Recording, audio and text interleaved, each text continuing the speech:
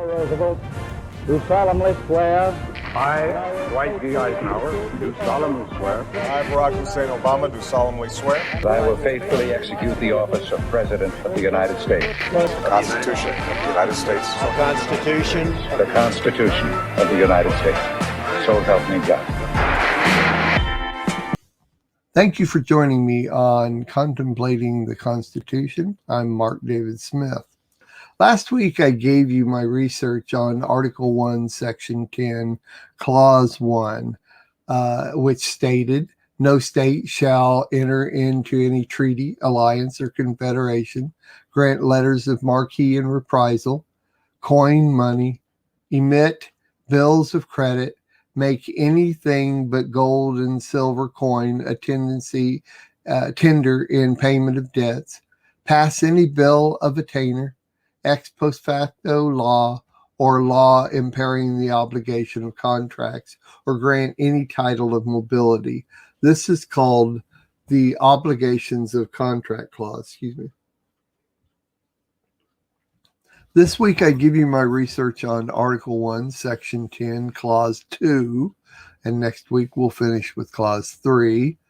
Clause 2 states, no state shall, without the consent of the Congress, lay any imposts or duties on imports and exports, except what may be absolutely necessary for executing its inspection laws, and the net produce of all duties and imposts laid by any state on imports or exports shall be for the use of the Treasury of the United States, and all such laws shall be subject to the revision and control of the Congress. Now, if you're a longtime follower of this show, you'll recognize most of what I just read. Almost every one of those items are somewhere in the past sections of Article 1. As we enter into the last section of Article 1, we'll notice that Section 10 makes sure that all these past items have been covered in full array. Our United States were first organized under the Articles of Confederation. The states maintained significant autonomy while the national government was weak. Among the major weaknesses of the Articles of Confederation was first, inability to regulate commerce with foreign nation and the states, and second, the inability of the national government to impose taxes. The national government lacked power to enforce acts of Congress and requests for money. The states were frequently ignored.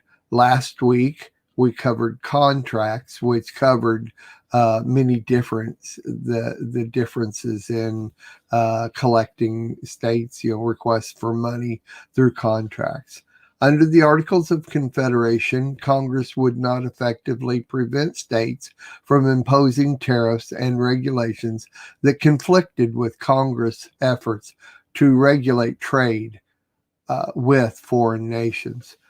There was also considerable commercial strife between the states without major ports and those with major ports, especially those who used tariffs on goods destined to other states to generate revenue. Under the Articles of Confederation, the federal government did not have any secure funding. The clause I'm talking about in this episode, which is the Import-Export Clause, was adopted by the Constitutional Convention a few days after adopting this clause. The Export Clause, which of course prohibits the federal government from imposing taxes on duties or exports. The adoption of the Import-Export Clause received considerable debate, more so than the Export Clause or the Commerce Clause we talked about in Article 1, Section 9, Clauses 5 and 6.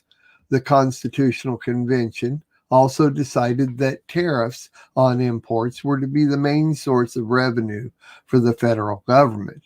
The main source of revenue. That's interesting, isn't it? In the Federalist number 12, Alexander Hamilton made the argument that tariffs on imports would need to be the primary source of revenue for the new federal government. This way, the federal government could more effectively impose tariffs on imports than the states could separately. As just mentioned, we previously covered Article 1, Section 9, Clauses 5 and 6. These clauses basically covered several similar territories, but more along the lines of taxes, duties, and revenue on imports and exports, and how no preference can be given on any ports when involving imports and exports. This article, Article 1, Section 10, Clause 2, clearly states that states must have the permission of Congress to charge money for the buying and selling of things that come into the country and things sold outside of the country that belong to the states. If states pass laws to charge money for things that come into and go out of the country, all the money collected will go to the United States Treasury. Congress can make laws to change or control these state laws. Clause 2, the clause we're talking about tonight, prevents the states, without the consent of Congress, from imposing tariffs on imports and exports above what is necessary for their inspection laws, and secures for the federal government the revenues from all tariffs on imports and exports. Several 19th century Supreme Court cases applied this clause to duties and imports on interstate imports and exports. In 1869, the United States Supreme Court ruled that the Import-Export Clause only applied to imports and exports with foreign nations and did not apply to imports and exports with other states. The U.S. Supreme Court explains the purpose of this clause as the framers of the Constitution sought to alleviate three main concerns by committing sole power to lay imposts and duties on imports in the federal government with no concurrent state power. The federal government must speak with one voice when regulating commercial relations with foreign governments and tariffs which might affect foreign relations. Import revenues were to be the major source of revenue of the federal government and should not be diverted to the states.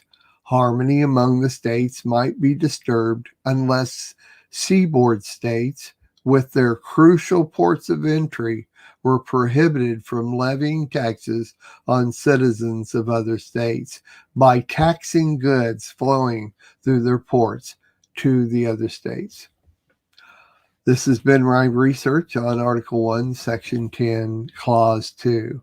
Next week, I'll give my research on the last of the articles dealing with the legislative branch of the United States government in the Constitution, and that would be Article 1, Section 10, Clause 3, which states, no state shall, without the consent of Congress, lay any duty of tonnage, keep troops, or ships of war in times of peace, enter into any agreement or compact with another state or with a foreign power, or engage in war unless actually invaded or in such imminent danger as will not admit of delay. Remember, this last section, Section 10, of Article 1 deals with the states individually and how the states work with Congress through the legislative power. Okay, my base research comes from a couple of articles found on the internet. One is Wikipedia, called Import-Export Clause, has some really good information on there. The second one is Constitutional Law Reporter, found at www.constitutionallawreporter.com. I'm Mark David Smith, and I'm your host for the Lamb Network original show broadcast, Contemplating the Constitution. Thank you very much. Be sure to tour the Messianic Lamb Network.com website and find hundreds of different videos. Thank you very much. Have a great week, and we'll see you next week. God bless.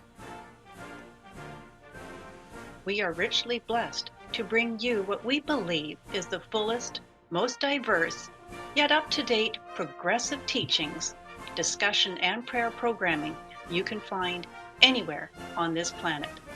Be sure to take the tour of the MessianicLambRadio.com website. I'm Susan Hoogie, thanking you for joining us on the Messianic Lamb Video Network. Eleanor Roosevelt, do solemnly swear. I, Dwight D. Eisenhower, do solemnly swear I, Barack Hussein Obama, do solemnly swear that I will faithfully execute the office of President of the United States. the Constitution of the United States. The Constitution of the United States. So help me God.